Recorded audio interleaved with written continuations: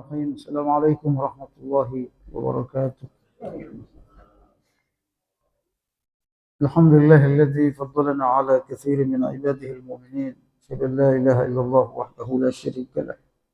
أشهد أن محمدا عبده ورسوله والمبعوث رحمة للعالمين.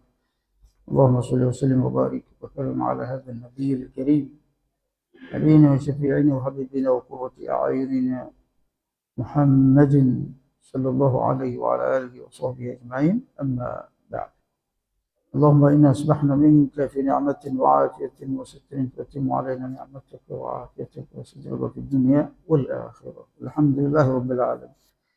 Bapak Ibu jemaah subuh Masjid Al-Hidayah yang dirahmati Allah Subhanahu wa taala, kembali kita bersyukur pada Allah atas nikmat Allah Subhanahu wa taala. Termasuk kita bersyukur bisa salat subuh berjamaah di Sayyidul Ayyam, jemaat ini bisa ngaji bersama. Ini semua karena izin Allah Subhanahu wa taala. Kata Allah Subhanahu wa taala dalam Al-Qur'an, "Law aradul khuruj la'addu walakin karihallahum bi'athahum fasabbatahum wa qila qa'udu ma'al qa'idin." Orang itu kalau dia mau salat subuh berjamaah, mau ngaji, mau jihad, dalam hal ini jihad ya, maka dia akan mempersiapkan diri. Dia dari Malang udah niat, dia dari jauh-jauh udah niat, la'addu, dia akan mempersiapkan diri. Walakin karihallahum bi'athahum, terkadang Allah SWT,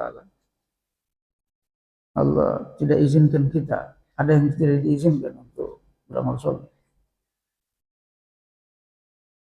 Auzubillah. Kalau orang munafik itu tidak diizinkan oleh Allah beramal saleh. Kenapa mereka tidak mau sholat di masjid, nggak mau ini, nggak mau jihad, nggak mau dakwah, nggak mau ini dan seterusnya? Karena Allah tidak izinkan. Bukan karena mereka sekedar nggak mau. Memang Allah nggak mau mereka bergabung dalam dakwah. Allah nggak mau kehadiran mereka dalam kebaikan. Karihallahum bi'athahum, Allah benci kesertaan. Nauzubillah, jangan sampai kayak gitu ya. Makanya kalau kita rajin itu alhamdulillah, itu nikmat besar. Wa qila qa'udu fasabbatahum, lalu Allah SWT tetapkan mereka seperti itu, seterusnya begitu. Wa qila qa'udu ma'al qa'idin, dan katakan kepada mereka, udah kalian enggak usah aktif. Oleh karena itu kita yang aktif ini alhamdulillah, kita bisa ngaji, bisa berjamaah. Itu bagian dari nikmat Allah SWT. Bagian dari ridho Allah kepada kita. Jadi kalau kita bisa taat dengan mudah, sholat tahajud, sholat subuh berjamaah dengan mudah, itu Allah ridho berarti sama kita. Jangan sia-siakan ridho Allah ini. Masya Allah. Terus istiqomah. Salawat beserta salam kita terus sampaikan kepada Rasulullah Sallallahu Alaihi Wasallam beserta para sahabat, keluarganya, insya Allah. Kita lanjutkan kajian kitab Minhajul Mu'min ini. Di antara yang harus kita kuatkan diri kita sehingga menjadi mukmin sejati itu adalah menjadikan Islam ini sebagai manhajul hayat. Islam sebagai pedoman hidup kita sehari-hari. Ngapain pun kita harus Islam. Itu. Minum saja harus Islam. Harus sesuai dengan ajaran Islam. Keluarga kita harus Islam. Semuanya harus Islam. Lalu kita sekarang sampai pada hakkur ra'i. Sampai pada hakkur ra'i. Hak rakyat. Rakyat itu dari bahasa Arab, dari kata ar-ra'i. Jadi bahasa Indonesia rakyat. Ya, ar-ra'iyah, jadi rakyat. Apa hak masyarakat, hak rakyat kepada kita? Ada haknya Bapak sekalian. Tidak boleh kita lalaikan hak ini. Yaitu bi an tuti'ahu wa la tu'sihi. Ar-ra'iyah itu rakyat. Kalau ra-nya panjang, ar-ra'i itu pemerintah. Jadi ar-ra'iyah rakyat. Kalau pakai wazan fa'il, ar-ra'i yang memelihara. Apa itu hak pemerintah? Bi an tuti'ahu wa la tu'sihi illa fima yaskhatullahu azza wa jalla. Harus kita taat kepada pemerintah. Tidak durhaka kepada pemerintah, melawan pemerintah, tidak boleh dalam Ahlus Sunnah wal Jamaah. Illa fima yaskhatullahu azza wa jalla. Ada pengecualiannya, Pak. Kecuali sesuatu yang mereka melakukan sesuatu yang dilarang oleh Allah, yang dimurkai oleh Allah. Fa innahu la ta'ata li makhluqin fi ma'siyatil khaliq. Karena tidak ada ketaatan kepada makhluk dalam rangka bermaksiat kepada sang khaliq.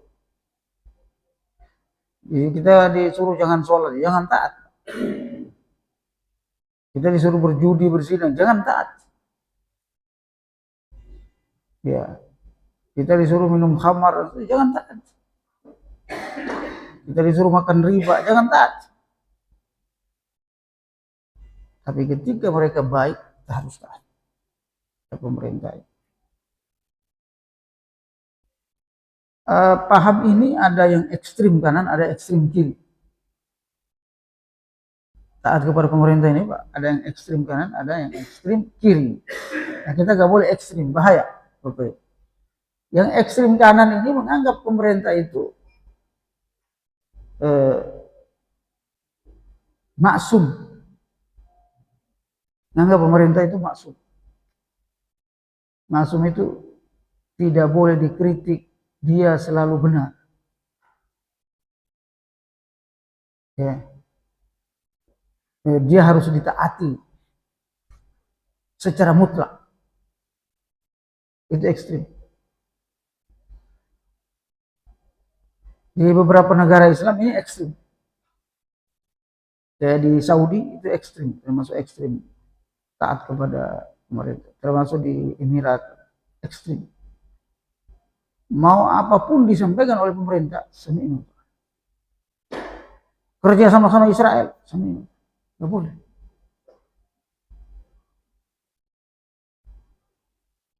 Bantu Israel,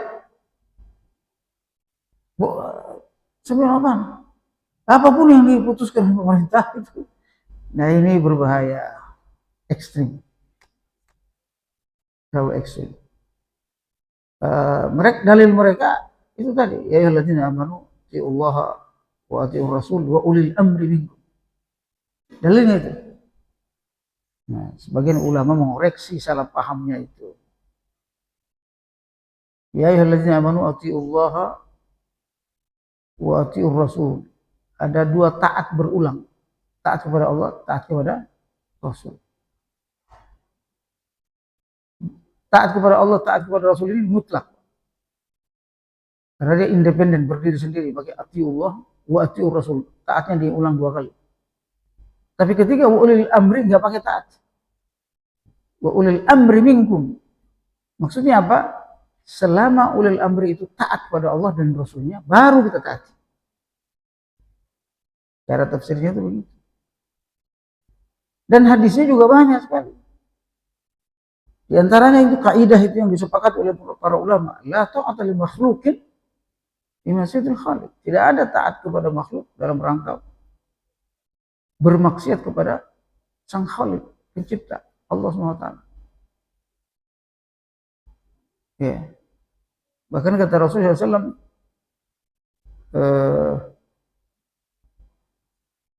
jihad yang paling besar, afdalul jihad qaulul haq inda sultan jair, berkata hak di depan para penguasa yang zalim. Bukan ditaati tapi dinasihati. Ini ada yang ekstrim kanan namanya.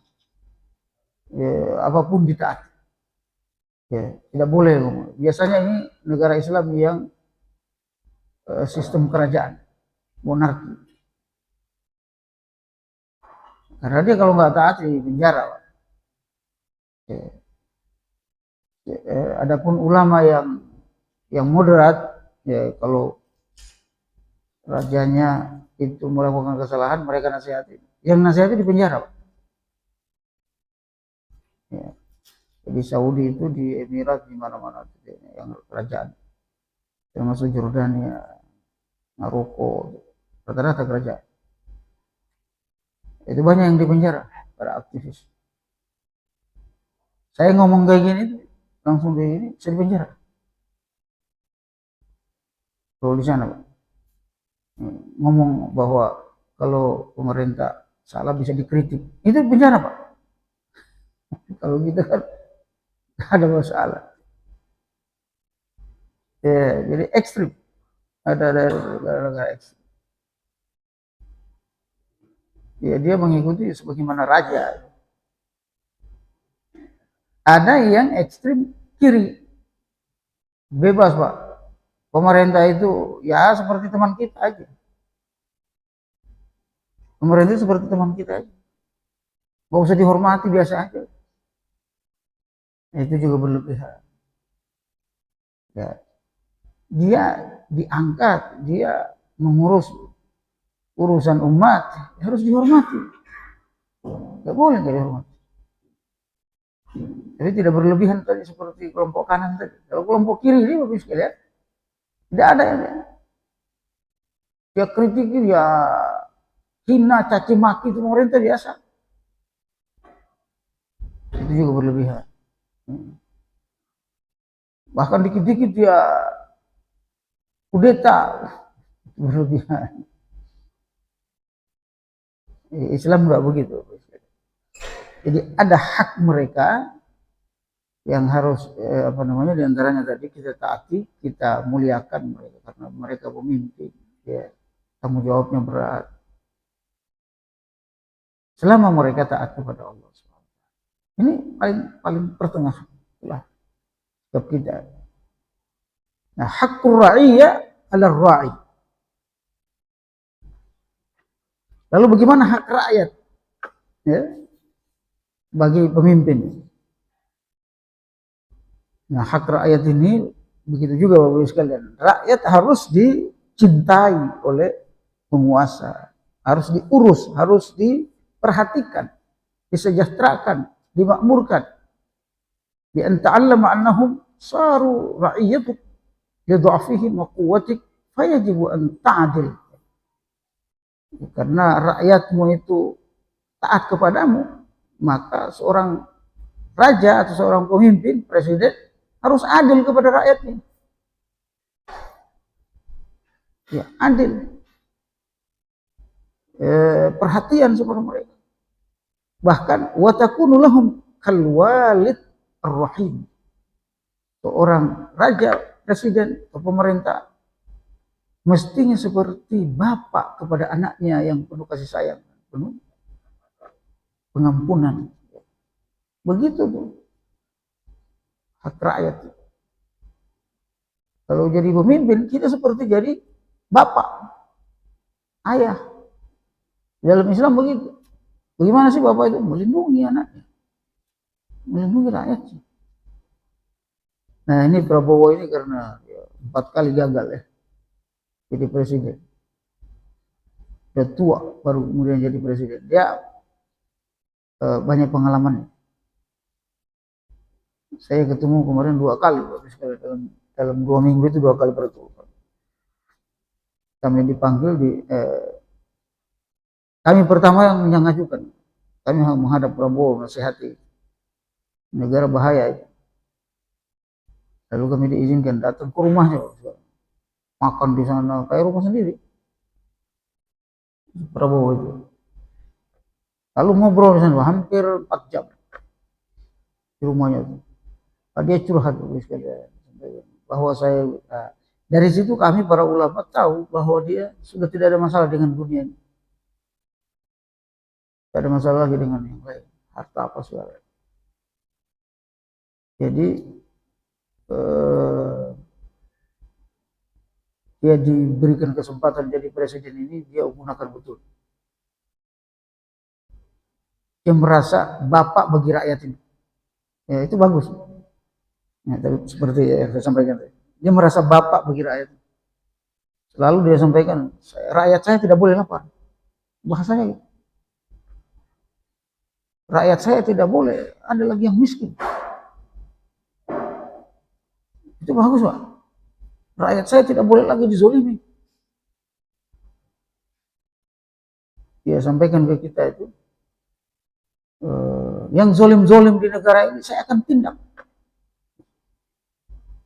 BUMN yang korup, dirut-dirutnya yang korup, saya akan tindak.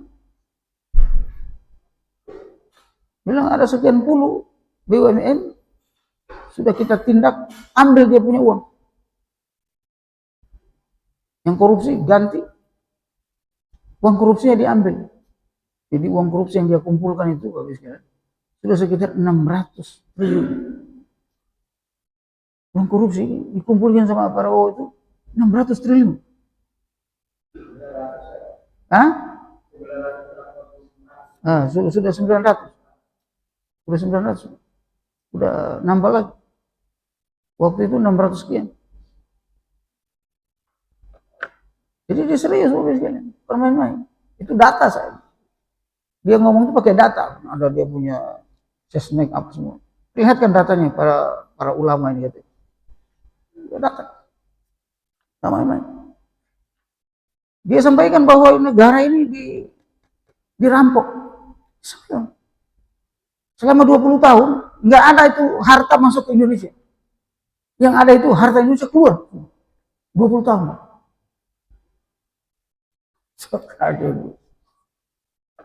Oh, sekarang itu yang dirut-dirut itu begini, Pak.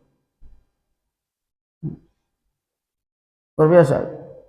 Nggak ada lagi fasilitas-fasilitas yang mumpuni. Pak Edwin tahu itu.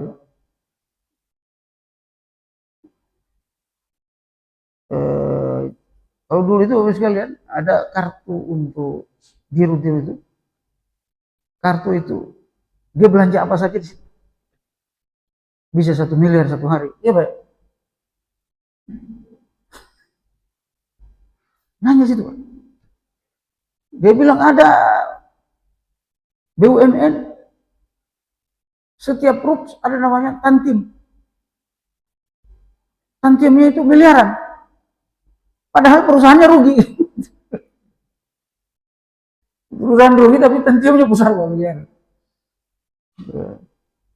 Gaji direkturnya ratusan juta. Tapi perusahaan rugi. Rugi 7 triliun, 2 triliun, itu repot. Dia terus terang sama kita itu. Ini yang saya perbaiki ini, Pak Kiai, kata dia. Ini yang saya mau perbaiki. Ini banyak sekali, sudah saya kumpulkan 600 lebih, sekarang udah 900. Ya. Melihatnya bagus, karena saya tidak mau lagi miskin ditipu, nggak mau saya lagi. Ya, karena mungkin hikmahnya 4 kali kalah itu. Udah tua ya, boleh jadi presiden. Insya Allah akan baik ekonomi. Ya, Menteri Keuangannya juga bukan dari Amerika. Kalau kemarin kan dari Amerika itu, IMF, Menteri Keuangan. Sekarang koboi ya, Menteri Keuangannya. Mudah-mudahan bagus. Ya, namanya usaha manusia. Bisa bagus, bisa tidak. Nah itu koruptor itu sekarang begini. Yang tidak masuk akal itu kereta api Wus itu. Ya Pak Edwin ya. 113 triliun Pak. Itu cuma 145 kilo. Di Saudi itu 1.300 kilo Pak. Hampir sama biayanya. Bus juga. Tapi panjangnya itu 1.300 kilo. Ini 140 kilo. 114 triliun. Kalau Saudi itu 113 triliun. Lebih murah. Pakai apa itu? Masya Allah. Itu bunganya per tahun yang harus dibayar dari US itu Pak, triliunan dulu. Oke. Dan itu Cina yang Menteri transportasinya kemarin itu nggak mau, nggak setuju, dipecat sama si Luhut itu. Kacau. Ya. Sekarang suruh bayar itu Pak Purbaya itu. Menteri Keuangan mau APBN yang bayar, nggak mau dia. Proyeknya siapa dulu? Insya Allah ini korupsi besar-besaran. 114 triliun. Itu kalau dikasih rakyat itu 1 juta satu orang itu. Semua orang miskin dapat itu. Ya, ini negara ini sebenarnya negara kaya kita ini. Nggak ada lagi orang miskin harusnya. Kalau negara ini dikelola dengan baik, hak-hak rakyat diperhatikan, kewajiban pemerintah dilakukan, insya Allah nggak ada lagi orang miskin. Ini cari kerja susah, insya Allah. Jadi sekalian kita ini punya hak kepada rakyat, kepada pemerintah sebenarnya. Cuma kita itu nggak tahu hak kita. Makanya kita diam saja. Ya. Padahal ketika dia dilantik itu kan digaji dia. Dipilih, digaji. Itu udah nggak bisa istirahat ya. Siang malam dia untuk menyejahterakan umat rakyatnya. Nah ini baru Prabowo ini yang dia hampir sama dengan Habibie. Nggak ada istirahat. Saya perhatikan itu nggak ada istirahat. Begini, Masya Allah. Kami itu ngobrol Pak sambil makan. Ini kalau makan dulu sesuai protokoler itu di istana waktu istana. Sambil makan. Kan jarang-jarang kalau biasanya kalau protokolernya itu makan dulu baru buka lagi acara. Ini karena waktu katanya susah. Kita sambil makan sambil ngobrol.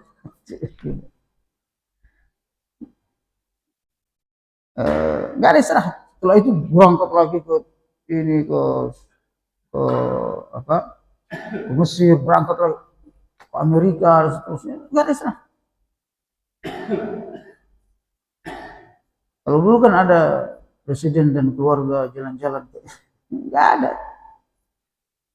Mungkin keluarganya juga ini kali ya. Dia setiap detik itu sudah. Nah, pemerintah yang bagus begitu, pemimpin yang bagus begitu. Cuma ini kan negara ini besar, memperbaikinya itu bukan 1-2 tahun, perlu waktu lama. Rusaknya itu juga besar, memperbaikinya itu besar. Nah, insya Allah akan baik. Saya lihat keseriusan, kalau dia serius ya 3 tahun saja Pak, bagus ini. Saya melihat kalau serius terus konsisten ya, 3 tahun bagus. 3 tahun akan bagus. Sekarang itu nggak berani lagi itu. Pungli itu paling banyak. Masya Allah. Ngurus ini, ada ininya. Ada potongannya. Masya Allah. Ini kita ini ngurus masjid ya, bikin proposal ngurus masjid. Bangun masjid. Diiyain, ya. 1 miliar misalnya. Yang sampai kepada kita cuma 600 Pak. 400-nya diambil yang pemerintah instansi yang ngurus proposal itu. Ini potong pajak, potong ini. Astagfirullah. Nah, sekarang itu mulai takut mereka motong-motong.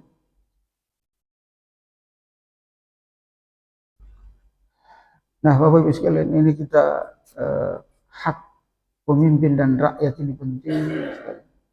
Banyak yang tidak memperhatikan. Yang berikutnya, hakul muta'allim 'alal 'alim. Hak murid terhadap guru. Ini juga memang diatur sama Islam, oleh Islam. Hubungan antar manusia ini secara detail diatur sama Islam. Bagaimana hak murid terhadap guru? Bi an tu'allima anna Allah azza wa jalla innama ja'alaka qayyiman lahum fima ataka minal ilm. Hak murid terhadap guru. Guru itu harus sadar bahwa Allah Subhanahu wa taala menjadikan guru itu untuk memperbaiki muridnya, memberikan ilmu, akhlak, seterusnya. Fa in ahsanta fi ta'limin nas wa lam takhluq bihim wa lam tatajabbar 'alaihim zadakallahu min fadl. Ya, kalau guru ini memperlakukan muridnya dengan baik, ya, mengajar mereka dengan baik, tidak semena-mena, ya, maka Allah Subhanahu wa taala akan menambah fadlihi, keutamaannya, pemberiannya kepada ilmunya jadi bagus, pahalanya lebih besar. Wa in anta mana'tan nasa ilmak aw kharajta bihim an talab inda talabihim al-ilm kana haqqan 'ala Allah azza wa jalla yaslubaka al-'ilm. Kalau guru tidak mengajarkan ilmunya, ada yang kayak ilmu silat begitu, Pak. Nggak boleh semua jurus diajarin. Gitu ya.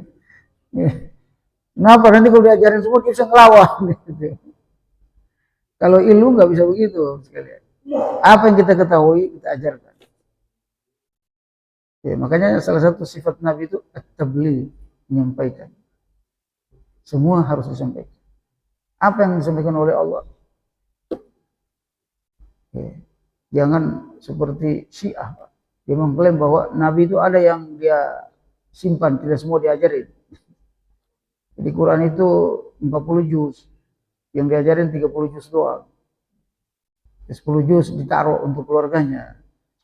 Ini fitnah terhadap Nabi. Berbahaya. Ada pemahaman seperti itu. Makanya Syiah ini sesat memang. Ya.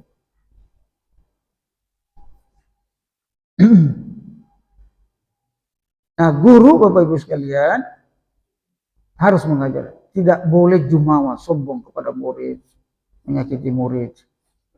Ini kemarin kasus kemarin itu di kepala sekolah dilaporkan ke polisi. Ini memang ada yang salah, ada yang benar. Guru menghukum anak yang melanggar itu benar. Harus. Kenapa? Karena sekolah itu punya aturan. Apalagi masalah rokok itu sekalian sudah ada aturan, sudah ada undang-undangnya, nggak boleh merokok di tempat umum, apalagi di sekolah. Anak-anak itu nggak boleh merokok. Umur sekian sampai sekian itu nggak boleh merokok, ada larangannya, ada undang-undang. Jangankan di Indonesia, di Amerika itu nggak boleh merokok anak SMA. Ditangkap, bisa dijebloskan ke penjara anak-anak SMA merokok. Nah, kita ini anak SD udah merokok, Pak. Mana anak SD saya lihat nggak pakai baju lagi, udah miskin merokok, Pak. Masya Allah. Ini jadi apa ini negara? Ini udah di sekolah merokok, Bu. Allah. Kalau di sekolah aja mereka merokok, bagaimana di luar sekolah?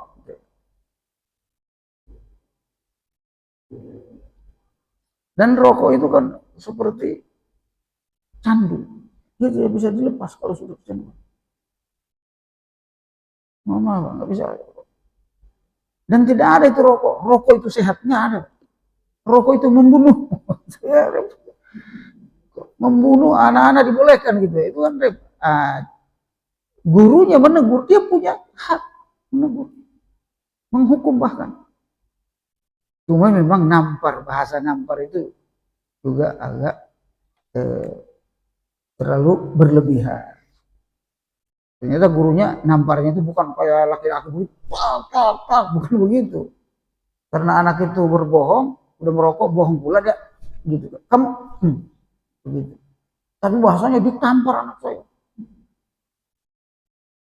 Jadi ditampar itu copot giginya, baru kali ini dia, ibu itu ngomong, karena saya emosi, Pak, ya saya manusia.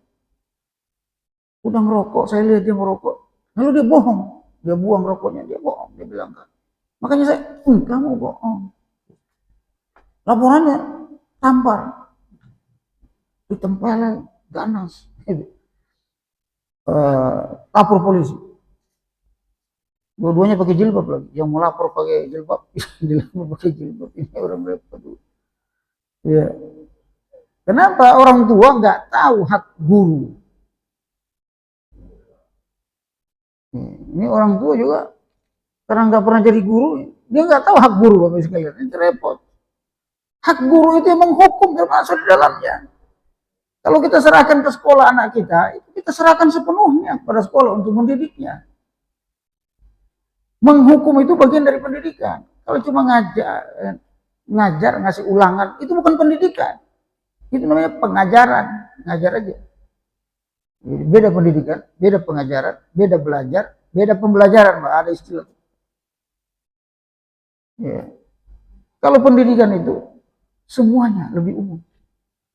Transfer knowledge juga, transfer akhlak juga, tazkiyatun nafsu juga, ya, membersihkan moral anak juga, meluruskan akhlaknya juga, itu pendidikan. Bahkan pendidikan itu ngasih makan, itu pendidikan. Ngasih makan segala. Perhatiin dia punya baju, rambutnya, itu pendidikan. Beda pengajaran, ada transfer knowledge aja, transfer pengetahuan. Nah, guru ini dia pikir sekolah itu hanya pengajaran. Makanya kita Kementerian Pendidikan dan Pengajaran. Ada pendidikannya, Pak. Lembaga pendidikan, bukan lembaga pengajaran. Nah, itu perlu dipahami. Pendidikan itu semua-muanya, Pak. Lahir batin itu pendidikan. Anak nggak sekolah ditanya, nggak sholat ditanya sama gurunya. Itu pendidikan. Anak panjang rambut, kenapa kamu panjang rambut? Potong, itu pendidikan. Panjang kuku, zaman dulu kita kan kuku. Nah, maunya wali murid ini kayaknya guru itu seperti karyawan aja, Pak. Guru itu pendidik, bukan karyawan. Bukan anak buah kita. Saya bayar mahal, anak buah saya dong guru. Aduh, bahaya. Saya bayar mahal 2 juta sebulan. Ya, guru itu anak buah saya perintah. Wah, kalau sudah berubah itu fungsi guru bahaya. Bukan pendidikan, cuma perusahaan. Ini yang nggak bisa bedain umat Islam. Orang Indonesia ini. Tidak bisa membedakan lembaga pendidikan dan lembaga industri. Industri itu bisnis. Ya, saya bayar kamu ya, saya wajar berhentikan kamu, pecat kamu. Yang saya yang bayar. Ya, saya tegur kamu, saya pecat dan sebagainya. Karena guru tuh apa namanya? Ya, kamu anak buah saya. Kalau di pendidikan nggak boleh. Nampar langsung lapor polisi. Yang lucu lagi, gubernurnya dan wakil gubernurnya dukung lagi. Gubernur juga nggak ngerti pendidikan. Terus terang nggak ngerti pendidikan, gubernurnya dan wakil gubernur Banten. Masa dukung? Allahu Akbar. Nggak boleh, justru dia berterima kasih itu. Kalau kita dulu dimarahin guru, ya anak kita, orang tua kita ngomong, terima kasih Pak sudah dididik anak saya. Kecuali guru itu berlebihan, ganas, ingin membunuh awal, nggak salah dihukum Pak ini. Hukumannya juga berlebihan. Nah, sekarang, tapi kemarin itu dihajar sama netizen, gubernurnya, sama wakil gubernurnya. Kalau enggak bisa turun gubernur. Ya, akhirnya dia undang tuh, wakil gubernurnya undang gurunya, minta maaf. Nah, mestinya bersikap itu hati-hati. Jangan pakai emosional. Nah, ini Bapak sekalian, hak guru dan murid ini perlu kita perhatikan. Ini barangkali Bapaknya kalau ada yang kita tutup dengan doa kafaratul majlis. Subhanakallahumma wa bihamdika. Astagfirullah wa atubu ilaik. Terima kasih atas perhatiannya.